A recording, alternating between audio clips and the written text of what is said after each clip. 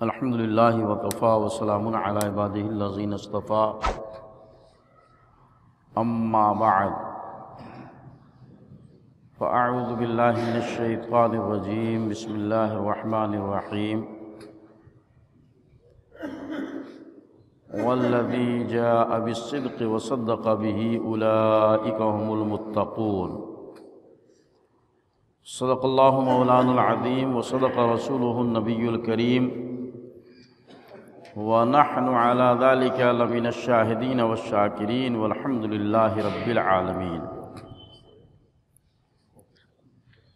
إِنَّ اللَّهَ وَمَلَائِكَتَهُ يُصَلُّونَ عَلَى النَّبِيِّ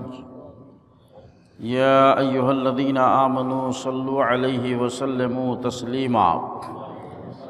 اللهم صل على سيدنا مولانا محمد معدن الجود والكرم منبع العلم والحم والحکم دائما صلی وسلم صلاۃ وسلام علیک یا رسول اللہ وعلى آلک واصحابک وازواجک وذریاتک اجمعین۔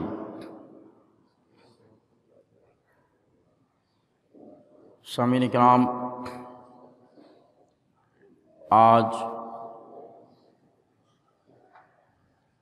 جمادی الاخری کی 17 تاریخ ہے اور 22 جمادی الاخری کو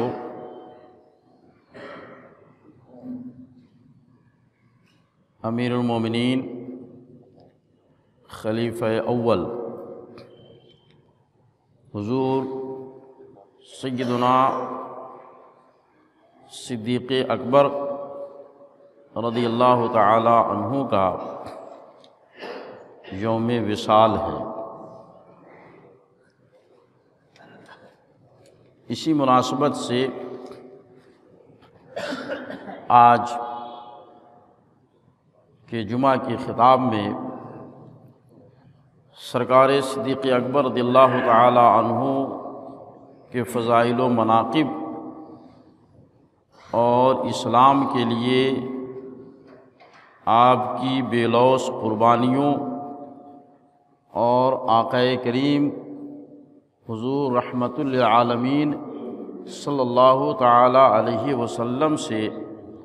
آپ کے بے پناہ عشق اور محبت کا ذکر جمیل کیا جا رہا ہے، تاکہ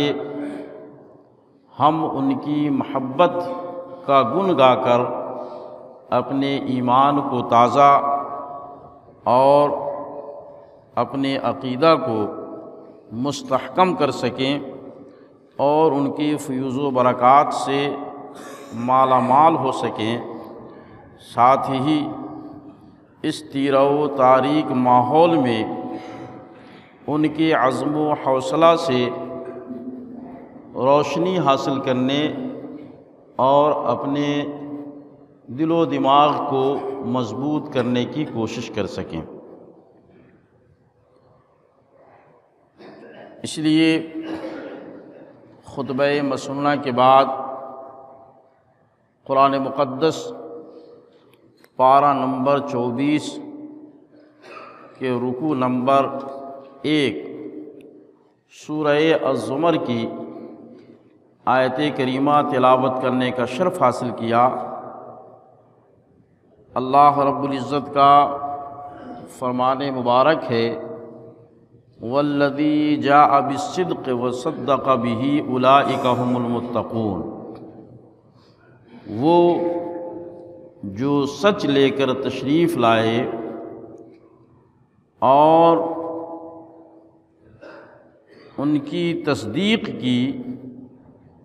وہی پرہیزگار ہیں۔ اس آیت کریمہ کی مفسرین کرام نے کئی ایک تفسیریں بیان کی ہیں۔ ان میں سے ایک روایت حضرت مولائے کائنات مولا علی رضی اللہ تعالی عنہ سے جو مروی ہے، اس میں اس بات کی صراحت کی گئی ہے کہ یہ آیت کریمہ حضرت صدیق اکبر رضی اللہ تعالی عنہ کی شان میں نازل ہوئی۔ اللہ رب العزت نے ان کی تصدیق کا ذکر فرمایا اور انہیں متقیوں کے زمرے میں شامل ہونے کی سند عطا فرمائی۔ یوں تو قرآن مقدس میں اور بھی کئی ایک آیتیں ہیں جس میں یار غار مصطفیٰ صلی اللہ تعالیٰ علیہ وسلم کا ذکر مبارک کیا گیا ہے، آپ کی تعریف، آپ کی توصیف، آپ کی شجاعت اور آپ کی سخاوت کا تذکرہ موجود ہے۔ احادیث مبارکہ میں حضرت صدیق اکبر رضی اللہ تعالیٰ عنہ کی شان اور عظمت اگر تلاش کریں تو محدثین کرام نے باقاعدہ پورا ایک باب حضرت صدیق اکبر رضی اللہ تعالیٰ عنہ کی شان میں رقم فرمایا ہے اور ان تمام احادیث کو یکجا کر دیا ہے ان حضرات نے، جس میں آقا کریم صلی اللہ تعالیٰ علیہ وسلم نے حضرت صدیق اکبر رضی اللہ تعالیٰ عنہ کی شان اور عظمت بیان فرمائی۔ اس طریقے سے حضرت صدیق اکبر رضی اللہ تعالیٰ عنہ کی شان قرآن پاک میں بھی موجود ہے اور احادیث طیبہ میں بھی موجود ہے۔ وہ عظیم ذات جن کی تعریف قرآن مقدس میں ہو اور جن کی تعریف و توصیف آقا کریم صلی اللہ تعالیٰ علیہ وسلم فرمائیں، بھلا ہم ان کی عظمت اور شان کیا بیان کر سکتے ہیں؟ ہم ان کی عظمت اور شان بیان کر کے اپنا ہی فائدہ اور نفع کر سکتے ہیں کہ کم از کم ان کے مدح خانوں میں ہمارا نام آ جائے گا۔ یہی ہمارے لیے، آپ کے لیے کم خوش نصیبی نہیں ہے کہ ہم ان کے نام لیوا ہیں جن کو اللہ رب العزت نے وہ مقام اور مرتبہ عطا فرمایا کہ آج پوری دنیا میں خطیب ہر جمعہ کو خطبہ میں ان کے نام کا علم بلند کرتا ہے، ان کا تذکرہ کرتے ہوئے کہتا ہے افضل الخلق بعد الانبیاء والمرسلین۔ ابو بکر صدیق کہ تمام انبیاء اور مرسلین میں اس روئے زمین پر سب سے بہتر، سب سے افضل، سب سے اعلیٰ، سب سے محترم، سب سے محتشم، سب سے معزز اگر کوئی ذات ہے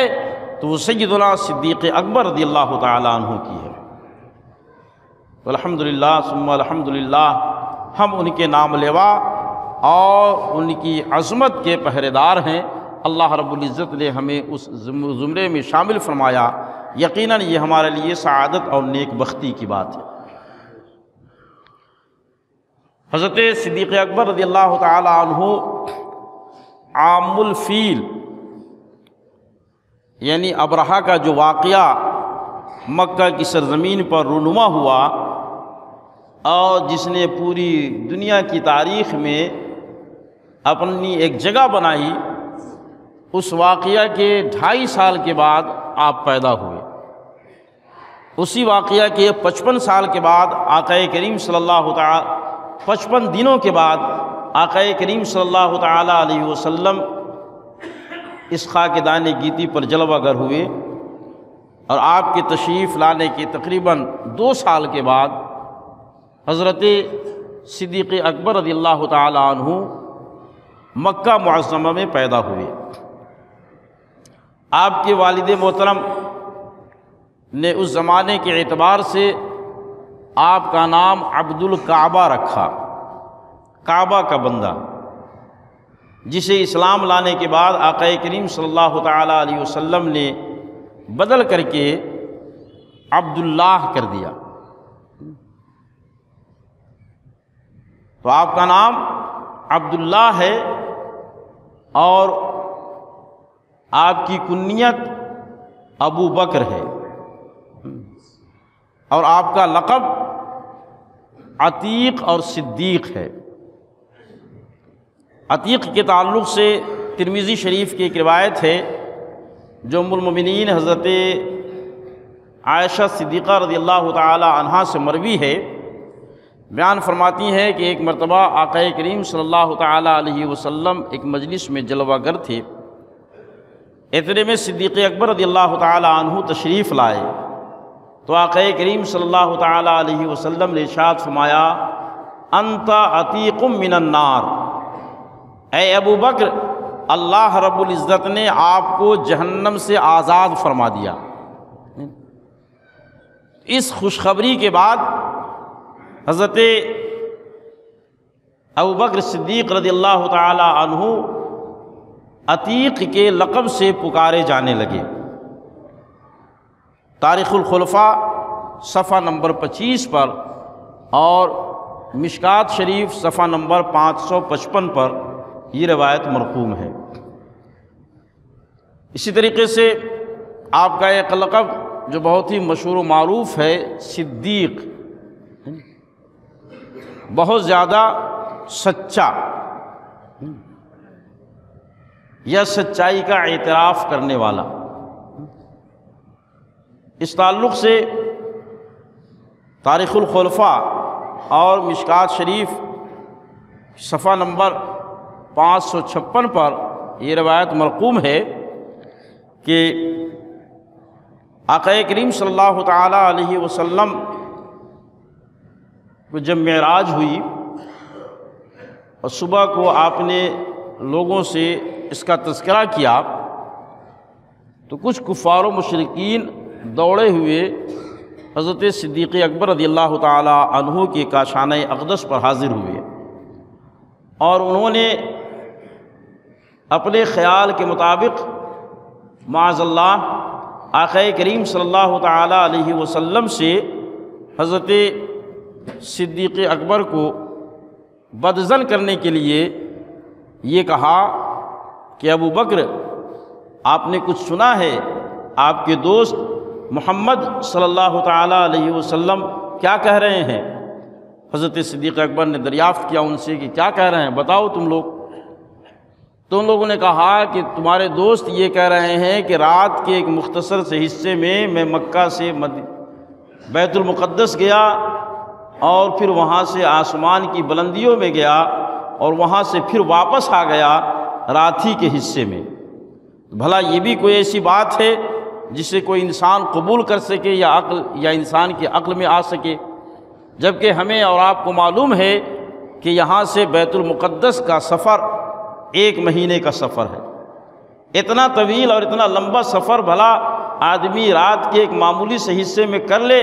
اور اس کا اعلان کرے، یہ بھی کوئی قابل اعتبار بات ہے؟ تو اللہ اکبر، قربان جائیے حضرت صدیق اکبر رضی اللہ تعالی عنہ کے جواب پر آپ نے بغیر کسی تردد اور بغیر کسی شک و شبہ کے ان کافروں کے منہ پر زوردار تماچا لگاتے ہوئے ارشاد فرمایا انی لأصدقہ بعبد من ذالک، اے مکہ کے سرداروں اور کفار و مشرکین، تم یہ کہہ رہے ہو کہ میرے سرکار میرے محبوب مکہ سے بیت المقدس تک رات کے تھوڑے سے حصے میں گئے اور واپس آ گئے؟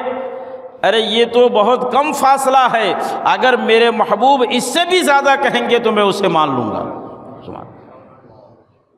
اس میں بھی مجھے کوئی شک و شبہ نہیں ہوگا۔ جب یہ بات آقا کریم صلی اللہ تعالی علیہ وسلم کو پہنچی کہ صدیق اکبر نے بلا تردد اس طریقے سے واقعہ معراج کی تصدیق کی ہے تو آپ نے فرمایا کہ وہ صدیق ہے۔ اور پھر اس کے بعد آپ کا یہ لقب اتنا مشہور ہوا کہ دنیا آج نام نہیں جانتی ہے، آپ کو اسی لقب سے یاد کرتی ہے، صدیق اکبر رضی اللہ تعالیٰ عنہ۔ یہ آپ کا جذبہ عقیدت اور آقا کریم صلی اللہ تعالیٰ علیہ وسلم سے جذبہ محبت ہے۔ میرے محترم بزرگوں اور دوستو، حضرت صدیق اکبر رضی اللہ تعالیٰ عنہ جن حالات میں دولت ایمان سے مشرف ہوئے، یہ بھی بہت بڑی اور بہت اہم بات ہے۔ حضرت امام بہقی مولائے کائنات حضرت مولا علی رضی اللہ تعالی عنہ سے روایت کرتے ہیں کہ سب سے پہلے ایمان لانے والے خوش نصیب حضرت صدیق اکبر رضی اللہ تعالی عنہ ہیں۔ آقا کریم صلی اللہ تعالی علیہ وسلم نے جب دین کی دعوت دی تو آپ کی دعوت کو قبول کرنے والے حضرت صدیق اکبر رضی اللہ تعالی عنہ ہیں۔ محدثین کرام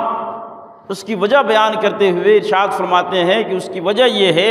کہ آقا کریم صلی اللہ تعالی علیہ وسلم اعلان نبوت سے پہلے بھی صدیق اکبر کے دوست تھے۔ حضرت صدیق اکبر رضی اللہ تعالی عنہ آپ کی خلوت و جلوت کو بخوبی جانتے تھے، آپ کے اخلاق و کردار سے خوب واقف تھے، آپ کے قول کی سچائی اور آپ کی فکر کی صداقت سے بخوبی آشنا تھے۔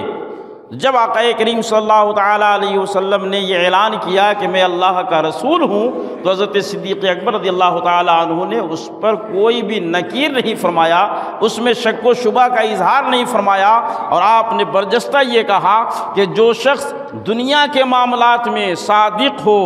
امین ہو، سچا ہو، جس کا کردار پاکیزہ ہو، جس کا کیریکٹر صاف ستھرا ہو، جو دنیا کے معاملے میں کسی انسان کو دھوکہ نہیں دے سکتا، بھلا وہ آخرت کے معاملے میں اور رب تبارک و تعالیٰ کے تعلق سے کیسے جھوٹ بول سکتا ہے؟ اس لیے جو کچھ وہ فرما رہے ہیں یقیناً وہ سچ ہے، اور اس طریقے سے آپ کی صداقت کی گواہی دے کر کے حلقہ بگوش اسلام ہوئے۔ اس سلسلے میں بعض روایت سے یہ بھی پتہ چلتا ہے کہ حضرت خدیجۃ الکبریٰ رضی اللہ تعالی عنہا جو ام المومنین ہیں وہ سب سے پہلے ایمان لائیں۔ بعض روایت سے یہ بھی پتہ چلتا ہے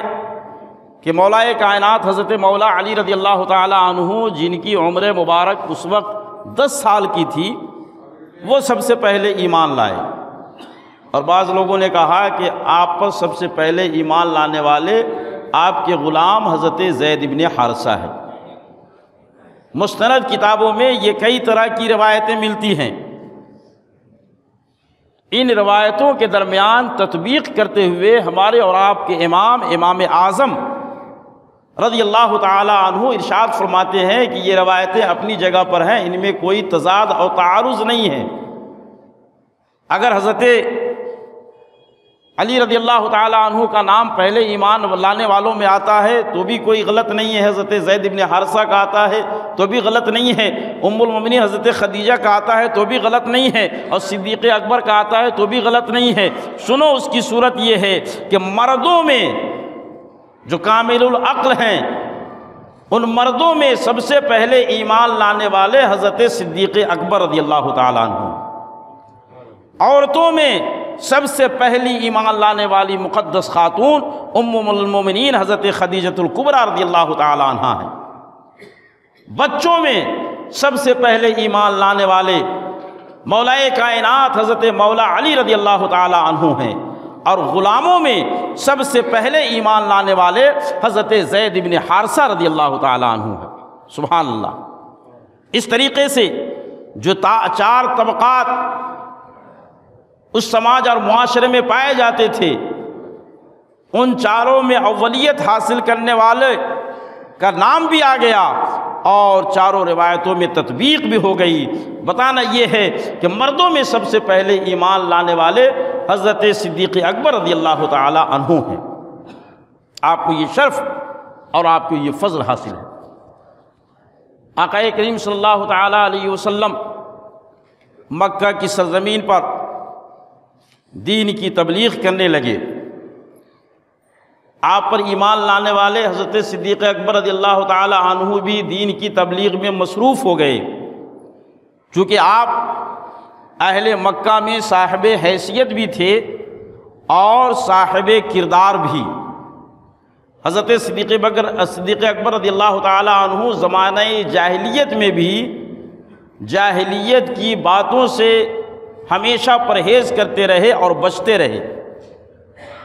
یہاں تک کہ روایتوں میں آیا کہ آپ نے زمانہ جاہلیت میں جبکہ شراب لوگ عام طور سے پانی کی طرح استعمال کرتے تھے اور اپنی روح کی غذا سمجھتے تھے، اس زمانے میں بھی حضرت صدیق اکبر رضی اللہ تعالیٰ عنہ نے شراب کو کبھی اپنے لب سے نہیں لگایا اور اپنے ہاتھ سے نہیں چھوا، شراب پینے سے ہمیشہ پاک اور محفوظ رہے۔ وہ زمانہ جو بت پرستی کا دور تھا، لوگ بتوں کے سامنے سر ٹیکتے تھے، اس زمانے میں بھی حضرت صدیق اکبر رضی اللہ تعالیٰ عنہ نے اپنی یہ مقدس پیشانی کبھی کسی بت کے سامنے نہیں جھکائی۔ بت پرستی کے داغ سے بھی آپ کا دامن پاک صاف اور ستھرا رہا،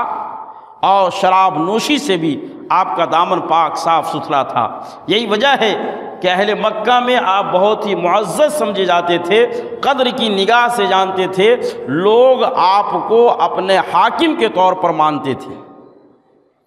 لوگوں کے خون بہا کا جو مقدمہ ہوتا تھا، اس کے فیصل حضرت صدیق اکبر رضی اللہ تعالیٰ عنہ تھے۔ یعنی اگر کوئی مرڈر کر دیتا سماج اور معاشرے میں تو اس سے کتنا معاوضہ وصول کیا جائے گا، اس کے ساتھ کیا کیا جائے گا، اس کے فیصل زمانہ جاہلیت میں حضرت صدیق اکبر رضی اللہ تعالیٰ عنہ تھے۔ یہ آپ کا سماجی اور معاشرتی مقام تھا۔ جب آپ ایمان لائے، دولت اسلام سے مشرف ہوئے، تو آپ نے اپنے دوستوں کو کنونس کرنا شروع کیا۔ آپ ہی کی دعوت سے خلیفہ ثالث حضرت عثمان غنی رضی اللہ تعالی عنہ دامن اسلام میں داخل ہوئے۔ آپ ہی کی جد و جہد سے حضرت طلحہ رضی اللہ تعالی عنہ جو آپ کے چچیرے بھائی تھے، وہ بھی بہت صاحب کردار آدمی تھے، دامن اسلام میں داخل ہوئے۔ آپ ہی کی تبلیغ سے حضرت زبیر رضی اللہ تعالی عنہ، حضرت عبد الرحمن ابن عوف، ایسے لوگ جن کا نام عشرہ مبشرہ میں ہے، وہ حضرت صدیق اکبر رضی اللہ تعالی عنہ کی دعوت سے دامن اسلام میں داخل ہوئے۔ بیشتر لوگوں کا یہ حال ہے۔ زمانہ چلتا رہا، آقا صلی اللہ تعالی علیہ وسلم آہستہ آہستہ لوگوں کو دین کی طرف بلاتے رہے۔ آپ کے معاونین و انصار دین کی دعوت کی لوگوں کے اندر دیتے رہے، یہاں تک کہ جب لوگوں کی تعداد بڑھنے لگی اور کفار کو بھی اس بات کا علم ہونے لگا کہ اب ان کی دعوت بڑھ رہی ہے، ترقی کر رہی ہے، تو ان لوگوں نے مخالفت اور مزاحمت شروع کی۔ تو آقا کریم صلی اللہ تعالی علیہ وسلم نے اپنے کاشانہ اقدس کو دعوت دین کا مرکز نہ بنا کر کے لوگوں کی سہولت اور آسانی کے لیے، آنے جانے والوں کو مشکلات اور مصائب سے بچانے کے لیے، صفا پہاڑی کے قریب حضرت ارقم ابن ارقم رضی اللہ تعالی عنہ کے گھر کو دعوت و تبلیغ کا مرکز بنایا۔ اسلامی تاریخ میں یہی مکان ہے جسے سب سے پہلا مدرسہ ہونے کا شرف حاصل ہے، اور دعوت و تبلیغ کا سب سے پہلا مرکز ہونے کا شرف حاصل ہے۔ لوگ اب اسی گھر کے اندر آتے، آقا صلی اللہ تعالیٰ علیہ وسلم یہیں پر موجود ہوتے، لوگ اسلام قبول کرتے، دین کے مسائل سیکھتے اور پھر اپنے گھروں کو واپس جاتے۔ یہ سلسلہ چلتا رہا، یہاں تک کہ روایتوں میں آیا جب 40 افراد دامن اسلام سے وابستہ ہو گئے تو حضرت صدیق اکبر رضی اللہ تعالیٰ عنہ نے آقا کریم صلی اللہ تعالیٰ علیہ وسلم کی خدمت میں عرض کیا، حبیبی یا رسول اللہ، تقریباً 2.5-3 سال کا عرصہ گزر گیا، ہم آہستہ آہستہ دھیرے دھیرے لوگوں کے درمیان دین کا کام کرتے رہے، ہم حق پر ہیں،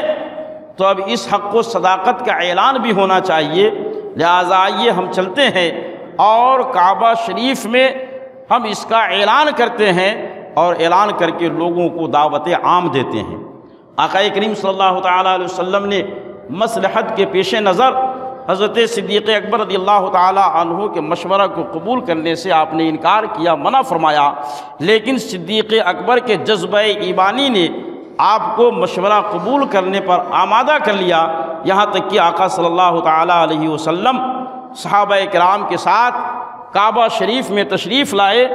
اور وہاں پر اہل ایمان کو جمع کیا، اور جمع کرنے کے بعد صدیق اکبر رضی اللہ تعالی عنہ نے خطبہ دینا شروع کیا۔ اسلام کی حقانیت، آقا کریم صلی اللہ تعالی علیہ وسلم کی رسالت، آپ کے کردار کی پاکیزگی اور آپ کے اخلاق کی عمدگی پر صدیق اکبر رضی اللہ تعالی عنہ نے جب تقریر کرنا شروع کی تو کفار و مشرکین دوڑے ہوئے مسلمانوں کی طرف آئے اور انہوں نے مسلمانوں کو چاروں طرف سے گھیر لیا۔ یہاں پر یہ بات ذہن میں محفوظ رکھیں کہ یہی وہ سب سے پہلا خطبہ ہے جو اہل ایمان کی طرف سے مکہ معظمہ کی سرزمین پر حضرت صدیق اکبر رضی اللہ تعالی عنہ کی زبان مبارک سے دیا گیا۔ سب سے پہلی تقریر اور علی الاعلان گفتگو حضرت صدیق اکبر نے کی۔ جب یہ آواز کفار و مشرکین تک پہنچی تو انہوں نے آ کر کے مسلمانوں کو چاروں طرف سے گھیر لیا اور مسلمانوں کو مارنا پیٹنا شروع کیا، یہاں تک کہ خود حضرت صدیق اکبر رضی اللہ تعالی عنہ کو اتنا مارا کہ آپ وہیں پر بے ہوش ہو گئے۔ جب آپ کے قبیلہ والوں بنی تمیم کے لوگوں کو یہ اطلاع ملی کہ ہمارے قبیلے کے ایک بہت ہی معزز فرد ابو بکر کو مکہ کے لوگوں نے مارا اور پیٹا ہے، تو وہ دوڑے ہوئے آئے اور